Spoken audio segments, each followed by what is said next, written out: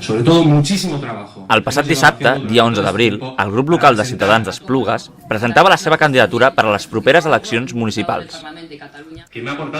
La presentació va anar a càrrec del número 3 de la llista i responsable de comunicació, Javier Mederos. El van seguir al torn de paraules Julio Roldán, número 2 de la llista, Laura Benito, alcaldable de la formació, i Carlos Carrizosa, diputat de Ciutadans al Parlament de Catalunya. Estoy muy emocionada, es lo que he dicho al principio, muy emocionada. No esperaba esta acogida por parte de los vecinos en Esplugas de Llobregat y la verdad es que ha estado la sala completamente llena. Bueno, pues nada, dar un mensaje de esperanza, de cambio.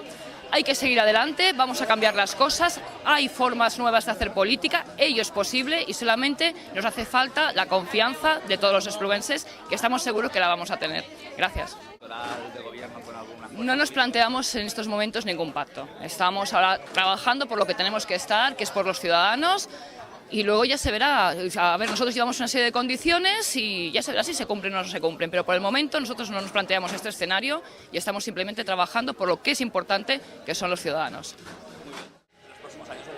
Pues mira, un cambio radical, porque cuando en los municipios del Baix Llobregat se han estado repartiendo los gobiernos, los partidos el Partido Socialista y también Convergencia y Unió y los partidos tradicionales catalanes, cuando llegamos nosotros, eso es un soplo de aire fresco y en los municipios es muy importante porque son los servicios que están más cerca del ciudadano y una nueva forma de dar estos servicios y una revisión de tantos cargos que llevan tantísimos años metidos en los ayuntamientos, de qué hacen en urbanismo, de la corrupción que existe, pues todo esto con gente nueva que tiene unas ideas potentes y un proyecto ilusionante, pues yo creo que va a ser un cambio grandísimo.